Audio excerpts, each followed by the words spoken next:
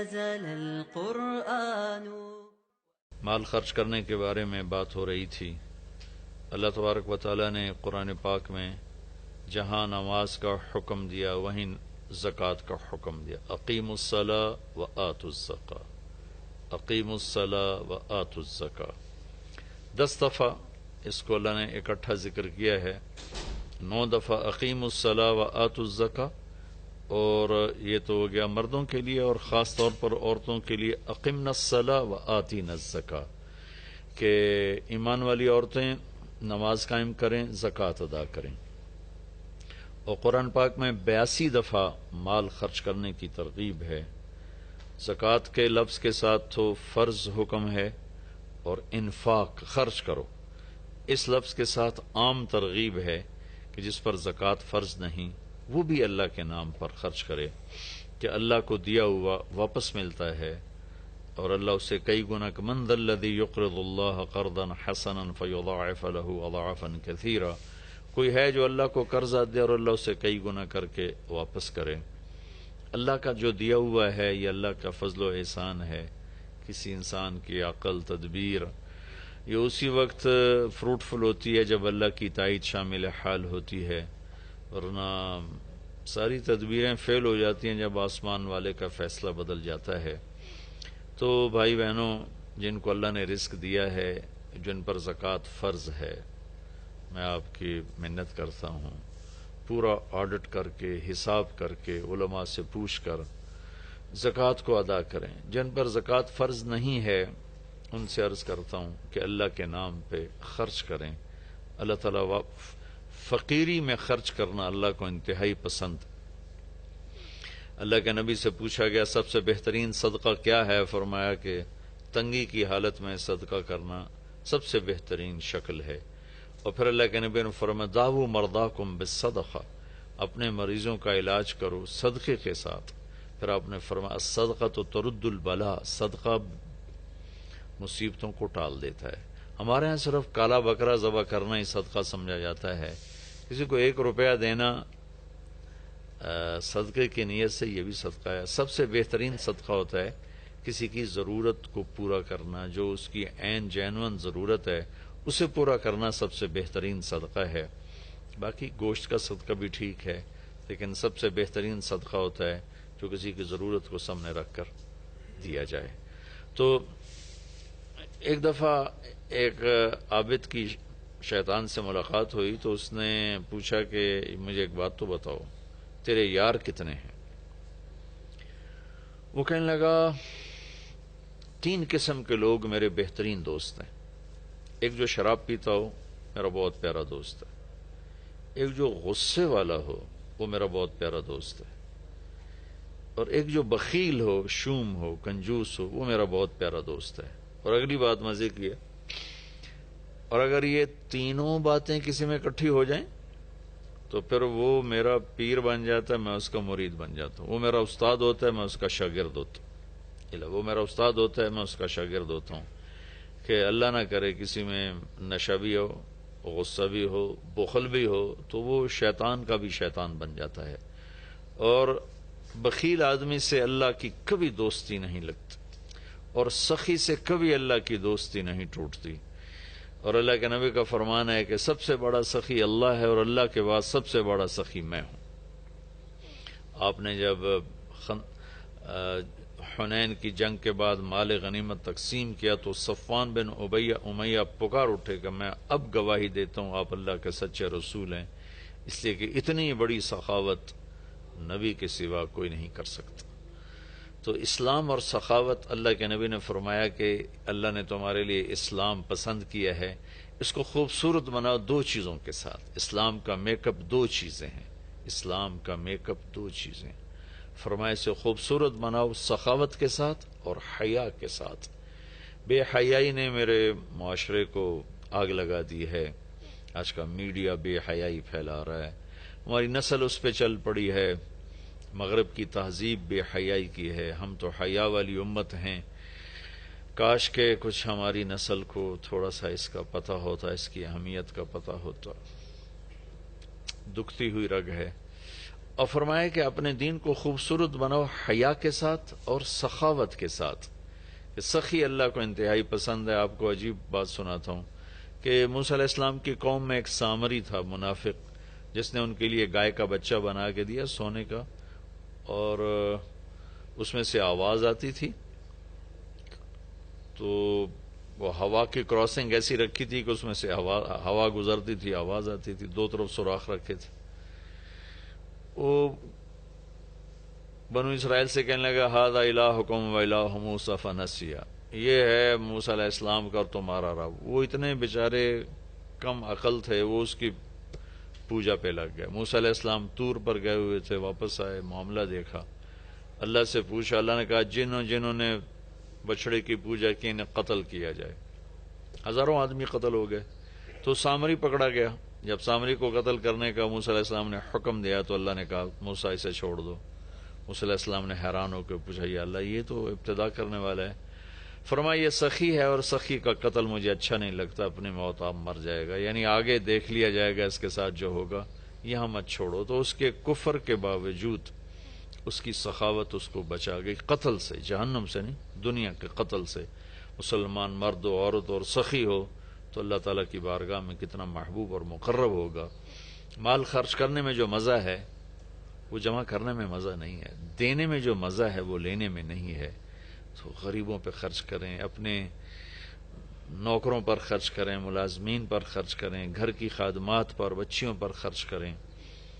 ایک آدمی کو پیسہ نہیں ہے تو میٹھے بول کی سخاوت کرے. گھر کی عورت میٹھے بول سے بچی کو بلائے، گھر کی عورت میٹھے بول سے اپنی خادمہ کو بلائے، گھر کا مالک میٹھے بول سے اپنے نوکر کو بلائے. یہ بھی سخاوت ہے.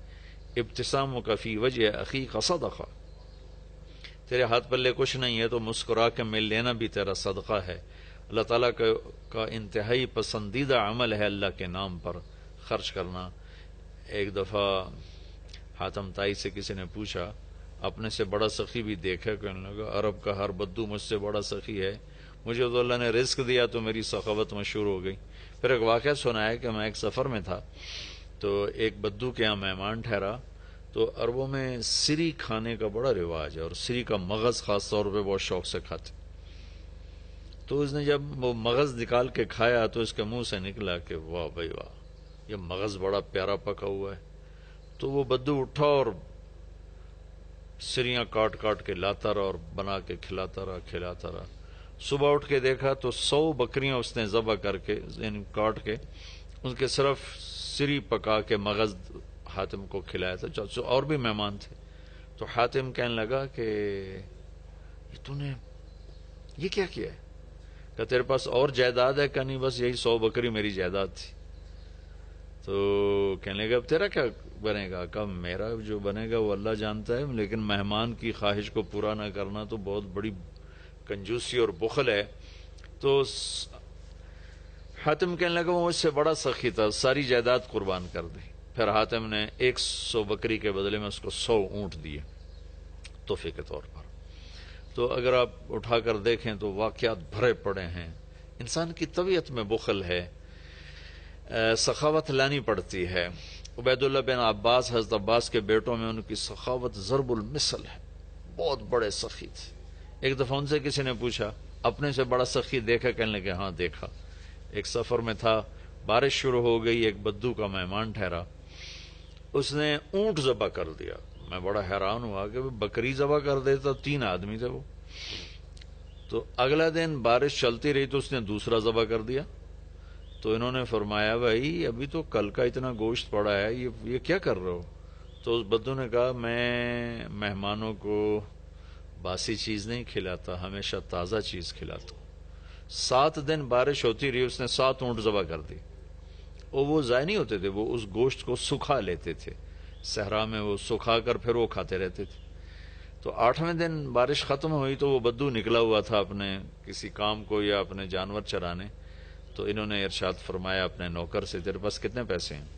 کہا جی 300 دینار ہیں. 300 دینار میں 300 اونٹ آ جاتے تھے. اتنا بہت بڑا یہ سرمایہ تھا. 100 اونٹ تو کہیں بھی نہیں گئے. تو کہنے لگے جاؤ اس کی بیگم کو دے کے آؤ. تو اس کے دروازے پر گئے، اس کی بیگم کو دیا تو اس نے انکار کر دیا کہ ہم مہمانی کو فروخت نہیں کیا کرتے. تو اس نے آ کر بتایا جی تو واپس نہیں لے رہے. کچھ ایسا کرو اس کے دروازے پر پھینک کے آ جاؤ. تو دروازے پر پھینک کے چل دیے. کچھ دور گئے تو پیچھے سے آواز سنی تو وہ بدو نعرے لگاتا ہوا آ رہا تھا، اور وہ تھیلی پکڑی ہوئی کہ میرے دوست یہ اپنی تھیلی واپس لو، میں نے آج تک اپنی مہمانی کو بیچا نہیں، میری غیرت کے خلاف ہے مہمان سے کچھ لوں. انہوں نے فرمایا کہ میرے دوست تم نے ہماری ضیافت کی، ہم نے تمہارا اکرام کیا، یہ تمہاری ضیافت کا بدلہ نہیں. کہا نہیں یہ نہیں ہو سکتا. انہوں نے فرمایا پھر ہم بھی اہل بیت ہیں، ہم بھی یہ نہیں کر سکتے کہ ہمارے گھر سے کوئی چیز جائے اور واپس آئے. تو اس نے نیزہ اٹھا لیا، کہا یا یہ پیسے واپس لے یا یہی نیزہ تیرے سینے کے پار کر دوں. تو حضرت عبید اللہ کہنے لگے میں ڈر گیا، میں نے کہا یہ بدو واقعی پار کر دے گا. تو اس سے واپس لے کر آگے آیا. فرمایا وہ مجھ سے بڑا سخی تھا.